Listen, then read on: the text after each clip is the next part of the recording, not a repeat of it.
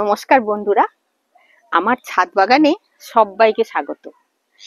আজ আমি ঘরোয়া পদ্ধতিতে কিভাবে এনপিকে একটা তরল লিকুইড সার তৈরি করি সেইটা সম্বন্ধে আপনাদের দেখাবো।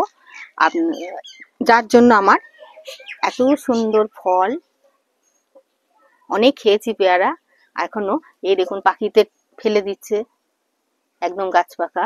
এই যে ফুল, এই যে সবজি, যে এনপিকে লিকুইড সারটা দিয়ে আমার এত সুন্দর সুন্দর ফুল ফল সারা বাগান ভর্তি হয়ে আছে। এই ড্রাগন ফল এত সুন্দর, অলকানন্দা ফুল, গাছ ভর্তি লঙ্কা ফুল, গাছ ভর্তি লঙ্কা, এগুলো হয়ে আছে। সেইগুলো আমি কি করে তৈরি করেছি লিকুইড সারটা দিয়ে, আমি ঘরে তৈরি করি সেটাই দেখাবো। আপনারা আমার সঙ্গে থাকুন, দেখতে থাকুন। বন্ধুরা, এই সারটি তৈরি করতে লাগবে 100 গ্রাম মতন সর্ষে খোল, 4-5 চা চামচ মতন হাড়ের গুঁড়ো, আর লাগবে 5-6টি আমরা যে কলা খাই পাকা কলা, তার খোসা কুচি কুচি করে কাটা। বন্ধুরা, এই যে হাড়ের গুঁড়ো দেখছেন, হাড়ের গুঁড়ো হচ্ছে গাছের জন্য খুবই উৎকৃষ্ট খাদ্য উপাদান। হাড়ের গুঁড়োয় সম্পূর্ণ প্রাকৃতিক উপাদান দিয়ে তৈরি, তাই এটা পরিবেশ বান্ধব। এটি ব্যবহারের ফলে উদ্ভিদের বিকাশে খুবই প্রয়োজনীয় অংশগ্রহণ করে। এতে আছে নাইট্রোজেন ফসফরাসের উৎস, যে কোনো সারের চেয়ে দ্রুত এটা কাজ করে।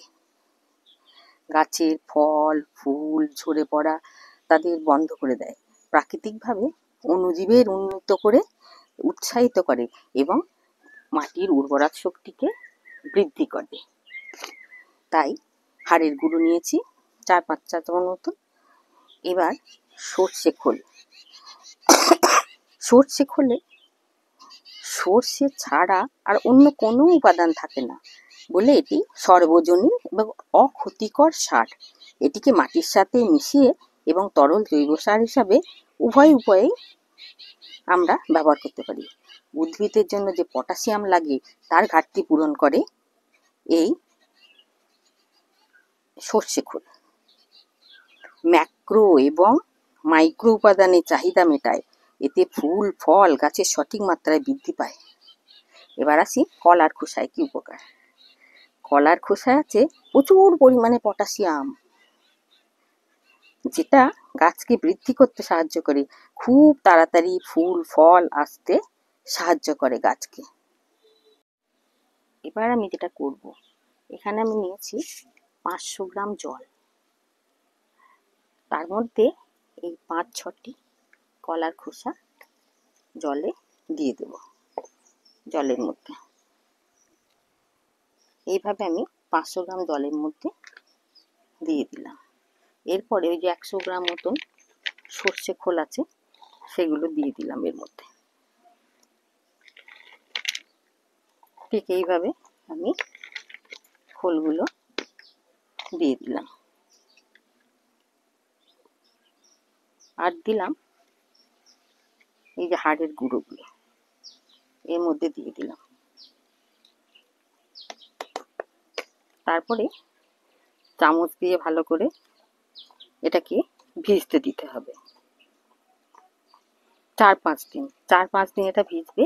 আমি ঢাকা দিয়ে একটু ছায়ার মধ্যে রেখে দেব। ঠিক এইভাবে এইভাবে আমি রেখে দেবো 4-5 দিন।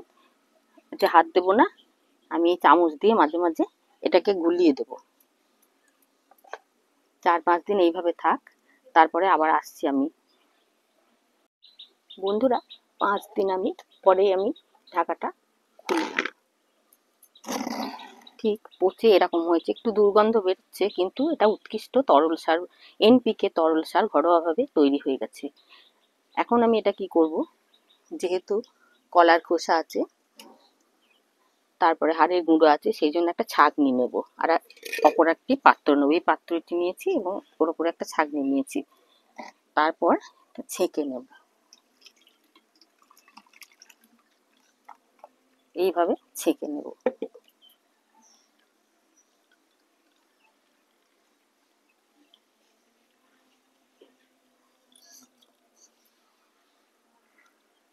ঠিক এরম করে আমি তরল অংশটা ছেঁকে নেব। একটু দুর্গন্ধ বেরোচ্ছে, কিন্তু উৎকৃষ্ট তরল জৈব সার ঘরোয়াভাবে আমার তৈরি হয়ে যাচ্ছে। এই দেখুন কলার খোসাগুলো, এগুলো তো আর গোটা গোটা দেওয়া যাবে না, ফাঙ্গাসের ভয় থাকবে। এগুলো আবার আমি ভিজিয়ে দেবো।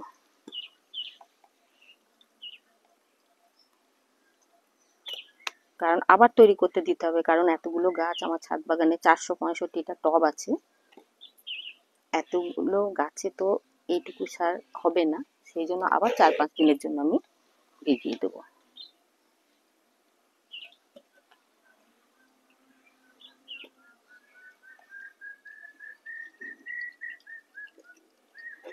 আবার এর মধ্যে অংশটা ভিজিয়ে দিলাম।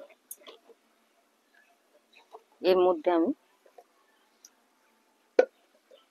যেটুকু বেরিয়েছে এর মধ্যে আমি 1 লিটার জল মেশাবো। এরকম করে 1 লিটার জল এর মধ্যে মেশাবো।